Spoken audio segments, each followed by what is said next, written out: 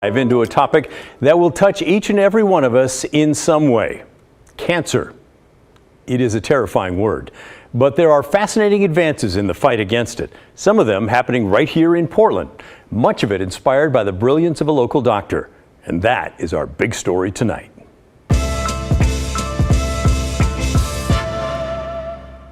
The doctor's name is Brian Druker. He's a medical doctor who grew up in Minnesota, went to medical school in California, and started his research career there. Here is the lab group he worked with. This picture from 1985. That's Druker with the white shirt and tie. In 1993, OHSU recruited him to come to Portland and open a lab focused on targeted therapies for cancers. It was there that he found a compound that would zero in on a genetic mutation in the cells that cause a specific type of leukemia called CML. The problem was the leukemia cells kept dividing because a molecular switch was stuck in the on position. Dr. Druker found a drug that would target those cells and close that switch, while at the same time leaving healthy cells alone. It became a drug called Gleevec. Here he is talking about it back in 2010. Hello, my name is Brian Druker from the Oregon Health and Science University Cancer Institute. The topic of my talk today is imatinib, or Gleevec, as a paradigm of targeted cancer therapies. What I'd like to do... The drug has saved thousands of lives since it was approved back in 2001 by the Food and Drug Administration. Someone with CML now who takes Gleevec and is in remission 2 years after starting treatment is going to live a normal lifespan. That just didn't happen before. I had a chance to catch up with Dr. Druker recently. We talked about that drug and the new era of precision medicine that his discovery launched. Well, precision medicine is where we started. And that was my own background in the drug I developed called Gleevec, which took a leukemia, had a 3 to 5 year life expectancy, and now patients are expected to live a normal lifespan. Which is amazing. Yeah. And by the way, I had a question on that. I think people at home wonder, okay, you developed this thing that saved bajillions of lives. Did you get wealthy doing that? How's that work? You know, the drug, when it came into my lab, came from a drug company, and it had this unusual patent against any tumor in a warm-blooded mammal. So unless we determined that it could treat snake cancer, we saw zero profit from it. And I get no royalty. So no, I didn't get wealthy from that. But the wealth that I have is that at least once a week I get an email in my inbox from a patient who's benefited from this medication. And what a remarkable reward to get an email at the end of a long week that said, thank you for this drug, and here's all the incredible things I've done over the last decade. Yeah. And just last week, I was visited by a gentleman from England, 10 years on therapy. He brought me pictures of him skydiving, climbing Mount Kilimanjaro, and he just wanted to come and thank me. I can't think of anything more rewarding than that. Yeah, it's a wealth of memories. Okay, but I took you off track. But what we want is we want that outcome for all patients with cancer by trying to match their unique and individual cancer with better treatments and better outcomes. So what we've learned is that we need to analyze tumors in incredible breadth and depth. And before you go into that, as you're saying that, I'm thinking in the old days, like with chemotherapy, that was basically carpet bombing the body, right? Yeah, it's exactly the analogy I'd use. It is carpet bombing, it's slash and burn, and it leaves our patients pretty bruised and battered. Yeah, and so now you're able to target. Let's look at what distinguishes your cancer cells from normal cells and use that to design a treatment that matches your cancer. But what we've learned over the last 5 to 10 years is cancer's a pretty tough enemy, and we throw something at it and it figures out a way to circumvent it and become resistant.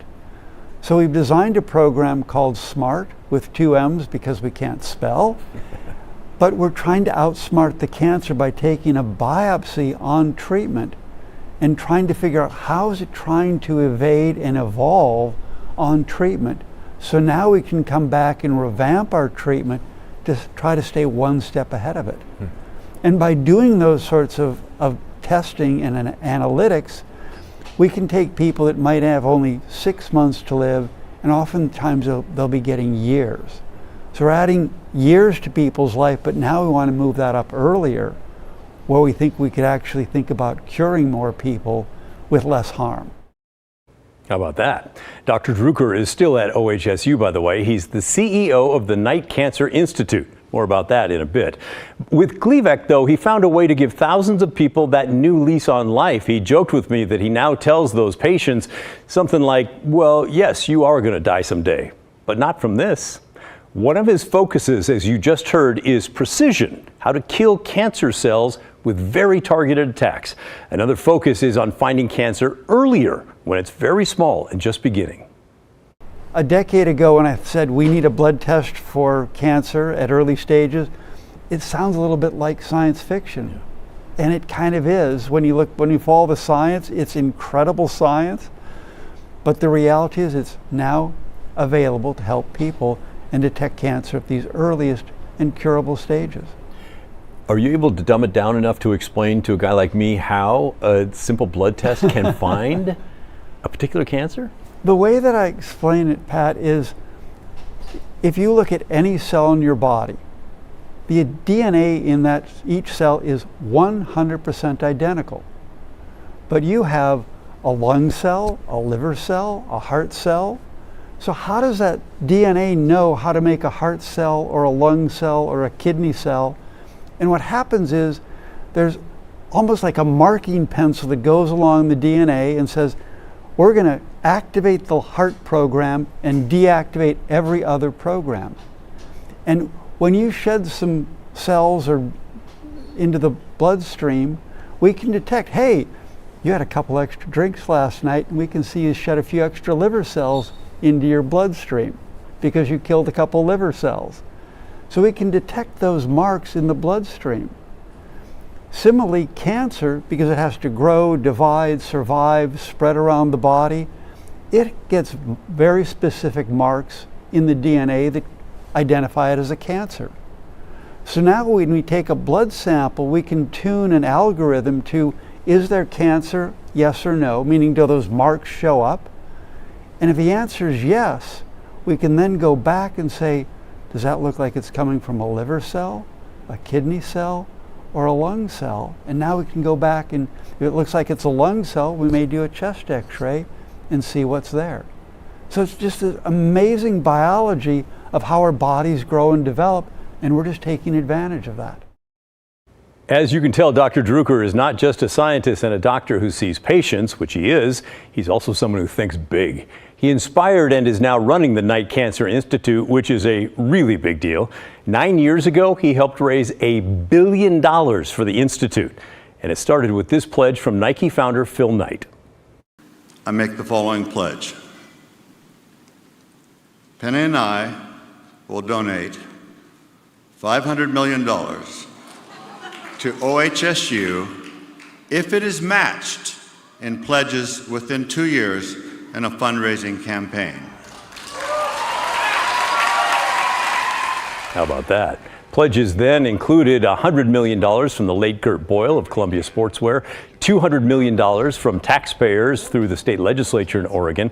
The rest came from companies, including the Standard and Hoffman Construction, and a variety of smaller donations. Suddenly, Druker had $1 billion at his disposal and a mandate to build out the Knight Cancer Institute to make it the preeminent research center on the West Coast.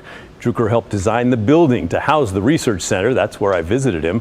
And he began recruiting the best talent in the world. We're now up to 1,500 people that we've brought in. So we've surpassed the goal of 1,000.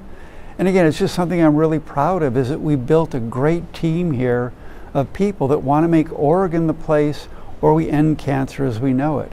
And that was what the purpose of the point of the challenge was, and we're living up to that. And it's obvious to you, but what are some of the benefits of having 1,500 people all together in one campus or one building? Or? It truly brings a critical mass of people. And I'll tell you a little bit about our early cancer detection program. And we've deliberately designed it to be multidisciplinary.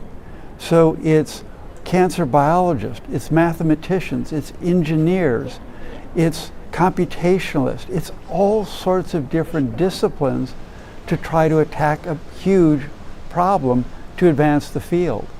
And I've always talked about this kind of like a Bell Labs. It's bringing lots of different disciplines together, bringing them and focusing them on a problem, and then watching incredible things happen. And it sounds pretty easy when you lay it out like that, but I imagine there must be a tremendous amount of pressure for you as sort of the founding force behind all this.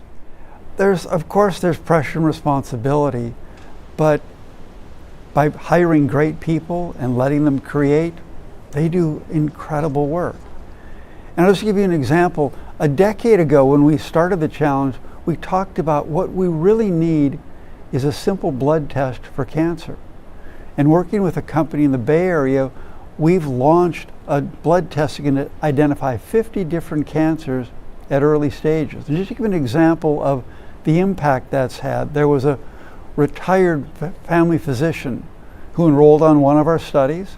We found an early stage bile duct cancer that typically isn't detected until very late, untreatable, incurable stages. We identified it at an early enough stage he was able to undergo a curative surgery. Those are the sorts of things that are happening here and that we're bringing forward to our communities and to the world. Okay. I had read about, you had told Laurel a little bit that you were, in 2021, just starting to work with that company. Yes. And as I was listening to that, I was worried it was Theranos. Theranos, if you don't know, was a blood testing company founded by this woman, Elizabeth Holmes. It promised its technology could test for cancer and diabetes with just a few drops of blood. It was a fraud, and Holmes is now in prison. You know, we hear about Theranos all the time, but to give you an example, this is real world data. This is already being tested in 140,000 people in a randomized trial in England to try to establish this as a new benchmark for early cancer detection. The National Cancer Institute in the US has invested in these types of technologies that are real and have real patient benefit. So yes, I understand there's some tarnish from Theranos, but this has real data benefiting real people. With his team of scientists and others, the Knight Cancer Institute is focusing on research that could help them find cancers even earlier, almost like going back in time. We're also working on the next generation of blood test. We're looking at other markers that could get shed into the bloodstream, not just DNA, but also proteins that get released by cells, and also tiny little packages of protein or DNA get released by cells every single day. And we're trying to understand how cells communicate with one another. So we're looking at all these signals that our bodies are trying to say, hey, there might be a cancer somewhere, or a signal that something just isn't quite right with the immune system that's trying to identify a cancer. So all these things are happening, and we're trying to track down these signals. Okay, let's just pause there for a moment to remind you how amazing this work is that he's talking about. He's talking about cells inside our bodies that are incredibly small, and the researchers are not just studying those, they're able to go even smaller to look at what's basically mail that's going between the cells. So does that mean that one day doctors will be able to figure out what cancer we are most likely to get and then help us defend against it? I think through blood tests, yes, there can be. And I think in the next generation of the sorts of projects that we'll look at, it will be how do cancers evolve over time? And if you think about smoking and the damage it does to the lung, can we detect some of the damage that's going to lead to a cancer, and then maybe could we reverse that? Of course, not smoking would be way better, but we also know that people, even after they stop smoking, will have a slightly higher, 10, 20 years later, still have a higher risk of cancer. Are there things that we could do that might prevent that? But also, I'm afraid as you and I get in a little bit older, there are also other things that we can identify in blood tests that tell us our risk of cancer is going up as we age. Could we think about intervening to reverse that and reset the clock? Maybe then we wouldn't even get cancer in the first place. Wow. That's the next generation of projects we'll do. Pretty wild. Tonight we've talked about the future from the 10,000-foot level. Tomorrow night we're going to talk more about the nitty-gritty. How exactly are they making these breakthroughs? I hope you'll join us for that, either live or later. Whatever works for you is fine. And as always, if you have some thoughts and comments about this, send them our way. We'll try to feature them tomorrow night. Have you or a loved one benefited from Gleevec? Has Dr. Druker maybe taken care of you? Do you work there now and you want to tell us about it? We'd love to hear your comments. Send them to our email. The email address is thestory@kgw.com, or call and leave a voicemail. The number is 503-226-5090. I look forward to hearing from you. In the meantime, coming up next on The Story, we're talking tent and tarp distribution in Multnomah County. How many have been given out between last summer and this summer, and the policy changes that could be on the way from a committee full of elected leaders. We'll have that when The Story returns.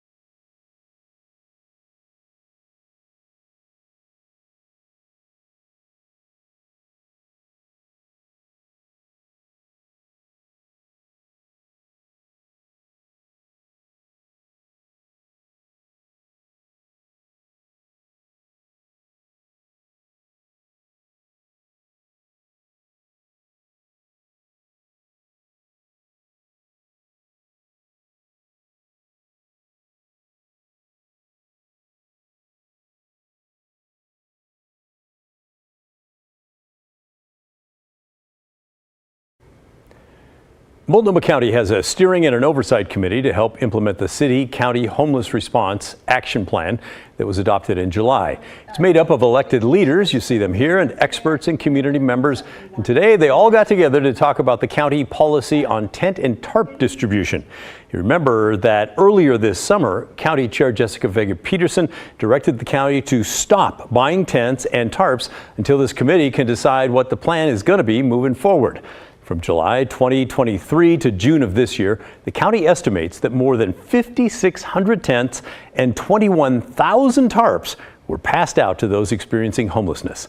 Some policy suggestions discussed today include a digital system to track who is getting those tents and tarps, and even restricting distribution to severe weather events only. Portland Mayor Ted Wheeler had a pretty major question for the group right off the bat. But a couple of things that come to mind off the top of my head. First of all, what is the goal? And implied in the responses that were given by the individuals and the organizations you surveyed, it's apparent that some people view this as a short-term stopgap, life-saving measure when we reach inclement weather that is potentially life-threatening to people. Others talked about, well, I need 2 tents, one for me, one for my buddy, and for my stuff. And so it seems to me people were also thinking about this as a longer term solution. I think we need to resolve that. Current city commissioner and mayoral candidate Renee Gonzalez, who you might remember stopped tent and tarp distribution by city-run Portland Street Response earlier last year, well, he wants the practice limited further by the county. I think tents and tarp distribution should almost never be distributed in the city of Portland. It should be excessively rare. And why I arrive at that? Portland Fire, 40% of their fire burns, 40% of their fire responses are in unsanctioned encampments. That varies depending on the time period, but it is an incredibly burdensome reality for our first responders in the city of Portland. There's deep concern among firefighters that it gives a false sense of security to hand someone a tent in extreme weather. It is not going to save many people's lives. We're seeing a lot of burns that are the result of trying to light a fire inside a tent during cold weather. We want people in shelter. To me, that should be a policy priority. When it is freezing cold, we want people in a warm, heated space, not dependent on a fire inside the tent. Well, no decisions were made today. Mayor Wheeler says tough decisions surrounding the homeless crisis do need to be made by this committee instead of going along with the status quo and continuing to kick the can down the road. And I would argue that this is the best table for us to resolve some very difficult issues, to hash out the tough issues, to have the tough conversations. You've got a mayor and a city commissioner, you've got a chair and a county commissioner, you've got the mayor of Gresham, you have the input of very, very knowledgeable community members and volunteers and staffers. And what I would be disappointed in is if this group becomes conflict avoidant. I think we need to jump right into the fray and make some tough decisions and then inform our respective boards about the decision we have made based on the best information that we've been provided. The group will meet again next week to continue the discussion. They say they hope to have a revised policy in place by next month. Coming up next on The Story, our segment featuring your thoughts on the presidential debate is being shared far and wide online, viewed more than 200,000 times. We'll feature some of your thoughts again tonight when The Story returns.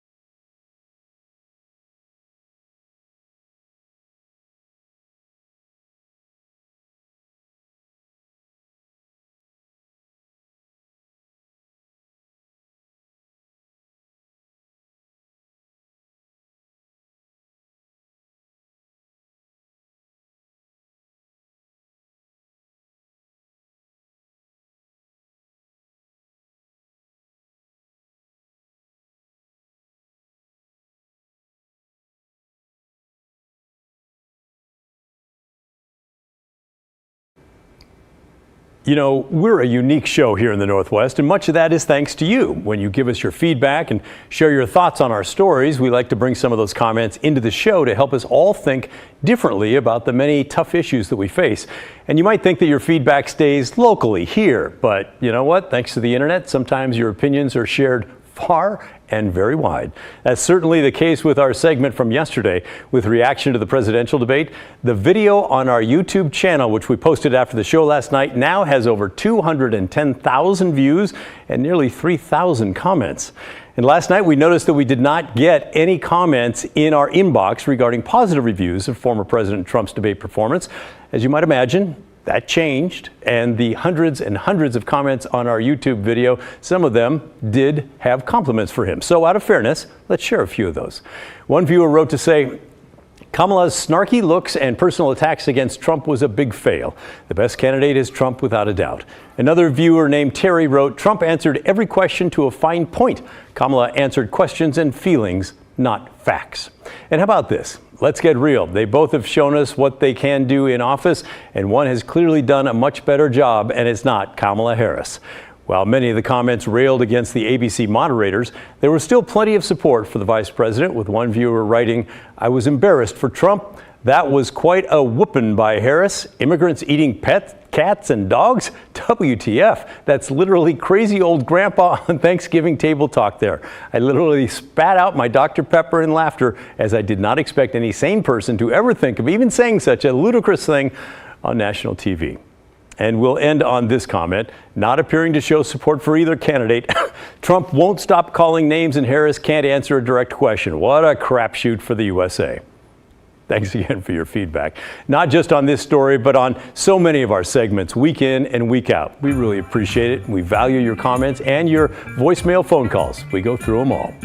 In the meantime, that's the end of our show. Thanks so much for watching. And remember, the story, our collective story, that never ends. The good stuff's coming your way next, and I'll see you right back here tomorrow night at 6:30 for part 2 of my one-on-one with Dr. Brian Druker and much, much more. Good night.